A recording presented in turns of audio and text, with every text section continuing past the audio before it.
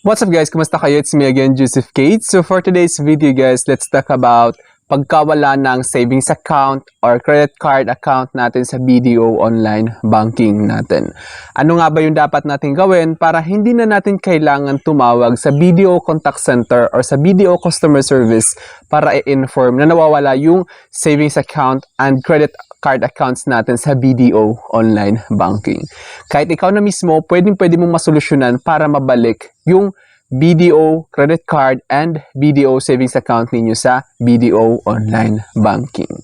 Pero bago yun, nais muna kitang imbitahan na mag-subscribe sa YouTube channel ko kung bago ka pa lang kasi marami pa po akong i-share ng mga tutorials, knowledge, and experience of mine in the future.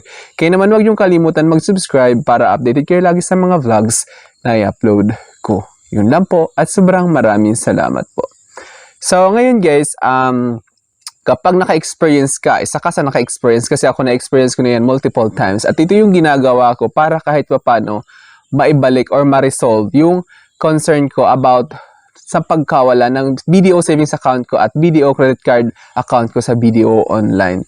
Kasi minsan nagkakaroon ng glitch or system problem yung BDO online application. So when we say glitch, ito yung parang problema, panandali ang problema, something ganyan, nagka-error sa system ni BDO online banking. Kaya ito ay nagre-resulta sa pagkawala ng BDO savings account and BDO credit card account natin sa BDO online. So yung una yung dapat gawin guys is i-online ninyo yung BDO online nyo, of course. So pagka-open nyo at wala, ito yung dapat nyo gawin. Punta kayo guys sa sa application management. Pagkapunta nyo sa application management, so baka magtataka kayo bakit sa application management. Ganito kasi yung gagawin nyo doon. Alam nyo naman siguro kung ano yung application management no, sa cellphone nyo. Sa cellphone nyo lang guys, punta kayo sa settings, hanapin nyo yung application management. Kung naka-iPhone kayo, naka-Android, or naka-Huawei, something ganyan. Basta hanapin nyo yung application management sa cellphone nyo, sa settings yon. Pagkapunta nyo doon, hindi ko may papakita guys kasi iba-iba yung way para mapuntahan yung application management na sinasabi ko. Punta lang kayo sa settings and hanapin yung application management. Hanapin niyo yung BDO application. Pagkapunta nyo sa application management, hanapin niyo yung BDO application. Inuulit ko. Pagkahanap nyo, i-open nyo siya. So makikita nyo guys, application info or app info. So makikita nyo dyan, open, uninstall, force stop. Notifications, permissions, storage and cache, mobile data, and Wi-Fi. So, depende siya sa settings ng cellphone nyo, iba-iba yung magdi-display dyan. Yung kakailangan nyo lang hahanapin guys is yung storage and cache. So, as you can see, ayan, storage and cache. Nilagyan ko ng box na red. So, i-click niyo yan guys. Pagka-click nyo, ito yung lalabas. BDO online, clear storage, clear cache. So, pipili kayo dyan. Ang gagawin nyo is i-clear storage nyo siya ngayon para ma-reset yung BDO online application sa cellphone nyo. Kasi may mga ganong cases. Yung ginagawa ko ganyan minsan. Pagka ganyan, okay na siya. Bumabalik na yung savings account ko and BDO credit card account ko sa BDO online application. Pagka-clear nyo guys, magre-reset yung application. So, there's nothing to worry. Pagka-reset, ang gagawin nyo is magla-login ulit kayo. Take note lang guys na bago nyo gawin itong steps na to is dapat alam ninyo yung login details ng BDO online ninyo. Ano yung username at saka yung password. At the same time, dapat may access kayo guys sa link mobile number. Kasi pag login nyo ulit,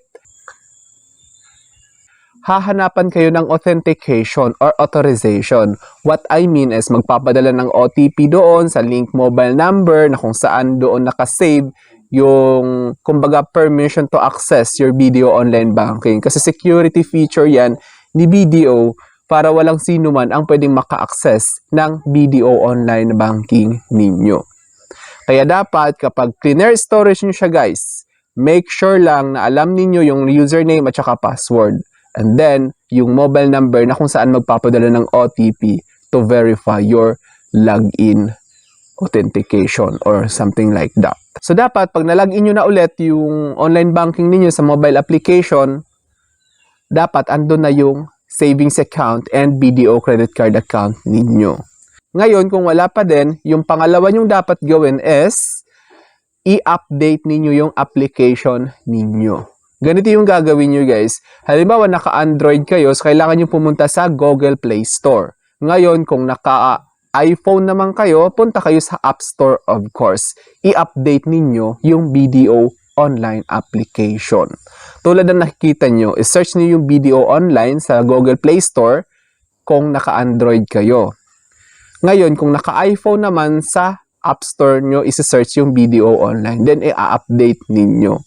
As you can see guys, sa akin is uninstalled and open lang yung nakalagay. Kasi updated na yung BDO online application ko. So, pagka-update nyo yun guys, nakita ko, pagka-login ko ulit, nakita ko na yung BDO savings account ko at saka yung BDO credit cards accounts ko. So, ganun lang kasimple. So, ngayon guys, kung wala talaga, you better make sure to wait na lang kasi may mga times talaga na nagkakaroon ng error si BDO online. Hindi talaga all the time 100% performing well yung application nila. So be patient lang guys kasi babalik lang naman niya at babalik. Kasi minsan talaga may case din na halimbawa na clear storage ko na, napuntahan ko na sa settings tapos na ayos ko na clear storage ko na nga, pagka-login ko ulit, ganun pa rin, wala pa din. Tapos minsan pagka-update ko, ganun pa din, wala din.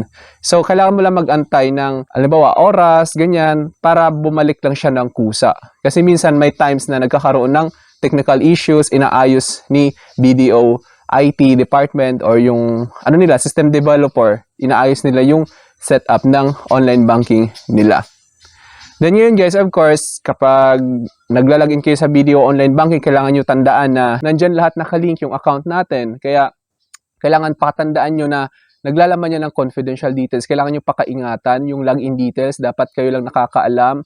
Dapat bantayan ninyo kasi kapag na-access yan ng ibang tao, there's a possibility na talagang pwede nilang i-transfer yung laman yan sa ibang account. At magkakaroon kayo ng malaking problema, lalo na kung daan-daang libo yung involved dyan. Kailangan yung bantayan, of course, yung mobile number na nakalink dyan sa online banking ninyo. Kasi kapag nalaman nila yung login details, of course, at saka yung password, tapos alam nila kung saan magpapadala ng OTP. So, pag nangyari yon, na-login nila, ma-open nila yon of course. Kasi yung pinaka-main feature na meron si BDO is yung OTP or yung one-time PIN. Kapag nalaman man nila yung username at saka password, ngayon hindi pa rin sila makapag-login kapag hindi nila alam kung saan pupunta or saan ipapadala yung OTP na sinasabi or yung one-time PIN. Ngayon, alam nila yung username at password, alam din nila yung mobile number kung saan nagpapadala ng OTP, inuulit-ulit ko, pasensya na, para ma-protection talaga yung account nyo. So, smooth lang talaga at ma-access nila yung BDO online banking ninyo.